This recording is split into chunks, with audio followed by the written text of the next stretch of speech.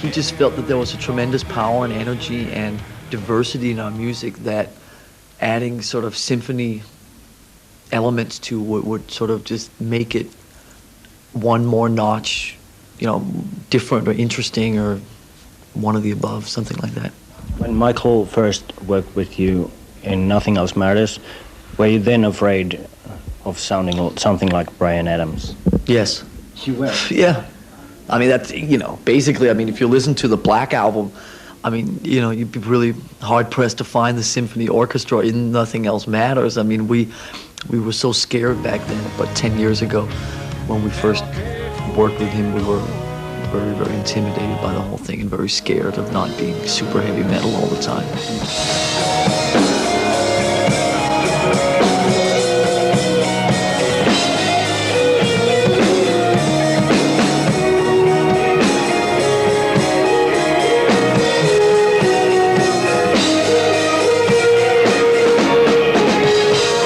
Did you have to learn the conductor moves? No. You just look at Michael and what he's doing. Yeah, I'm going, what is this guy doing? How did he get up here on stage?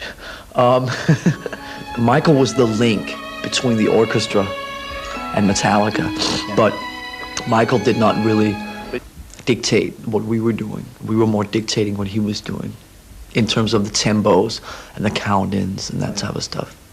And did you meet any prejudice for Metallica's music by the symphony orchestra members?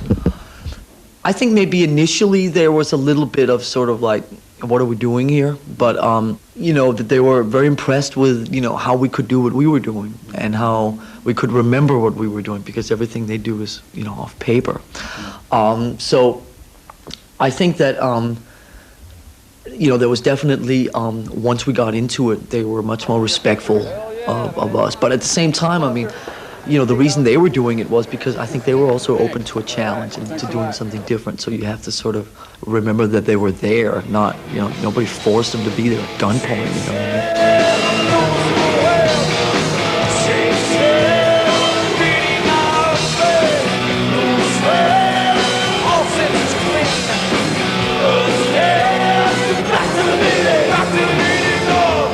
The name of the album, S&M, does it refer to the pain of playing with the symphony orchestra?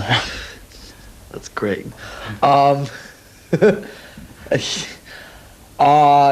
It could.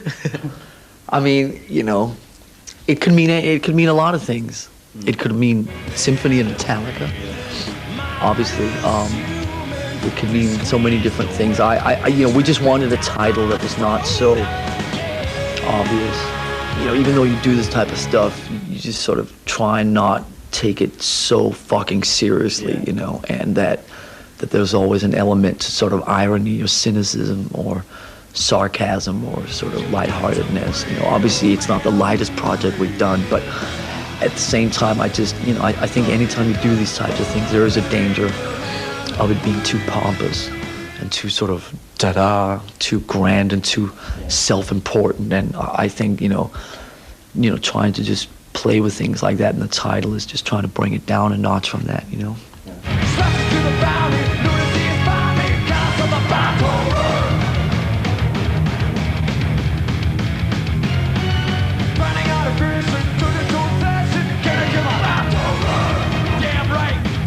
Nowadays, making records and these types of projects are much more creatively stimulating than they were before. And let it not be a secret that I don't think any of us are as excited about touring as we used to be. Now, does that mean that we don't enjoy playing live and traveling to places and reaching people with our music? No, it doesn't mean that. But, 10, 15 years ago, all you wanted to do was get drunk and get laid and be on the road. So road life is great for that. But now it's just a different situation.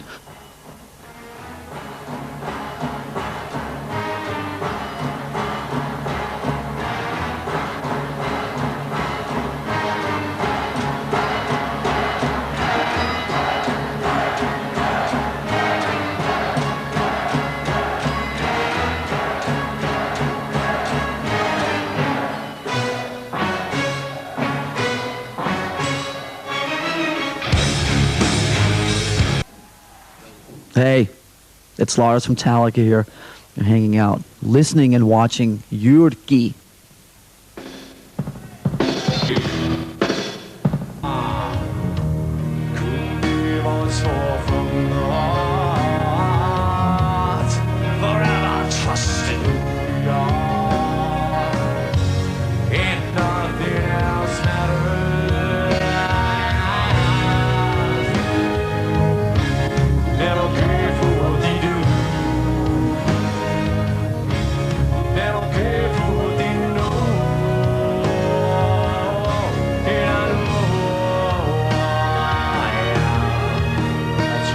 That's what I wake up and do, is I play my music, which is really a combination of rock and roll and classical music.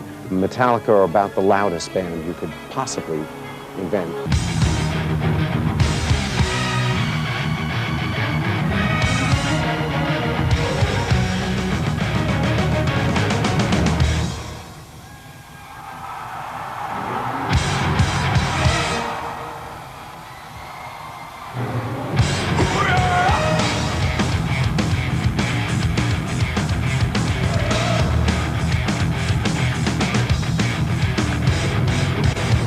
I wasn't sure what to expect. I kind of thought it was going to be where he just, you know, deciphers the Metallica music and kind of the rigidity of the riffs and the 4/4, 8/4, you know, all these things, and kind of just enhance those parts and go along with us. And I didn't know how else to hear it. There's plenty of skeptics out there.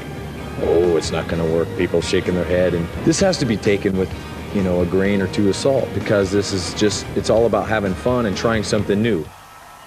Now, we got some people out there that I know like to let loose a little more than others. Just kind of show them what's up. We like it when you sing, man. Fortune, fame, mirror vein, gone insane, but the...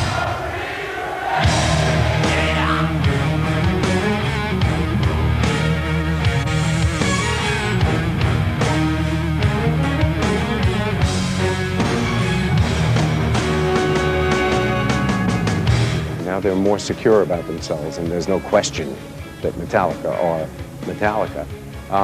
So this doesn't raise questions. This is just an experiment, and it's a pretty far out one, pretty brave.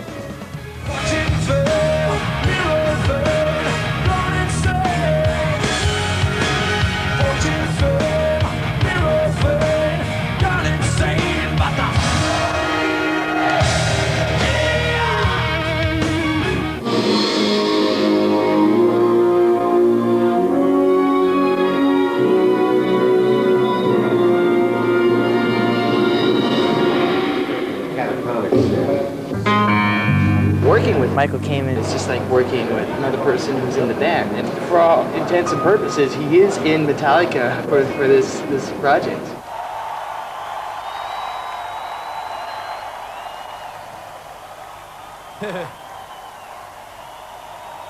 He's got his hands full with this. You know, it's pretty interesting, and I don't know how in the hell he does it. He's up there, you know, making little things in the air. All I know is when he makes a pentagram, that's when I come in.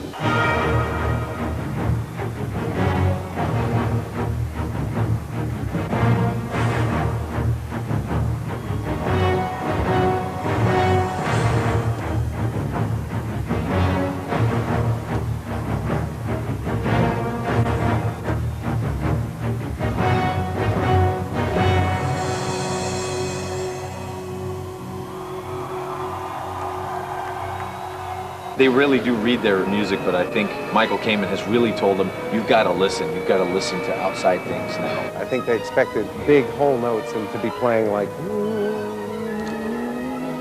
And instead, they're working as hard as Metallica. They're...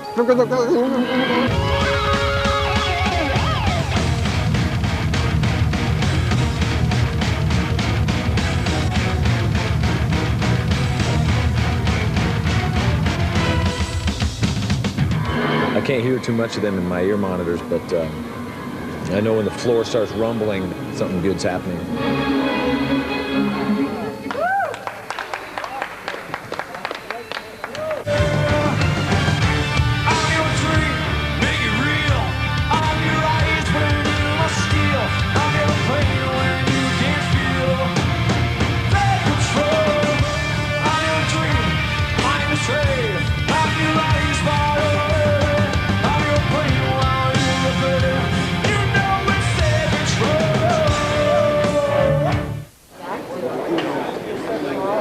think one of the key things for us was that we felt kind of, juvenile, and I think that we earned their respect. I think that as soon as we played a couple run-throughs of some of the first songs, I think they realized, and we felt that it was pretty cool, and that we were kind of sort of on even keel in a way, and that there was the same amount of respect coming from them to us as there was the other way. James, can my friends get your picture with you? Hell yeah, man. Come on.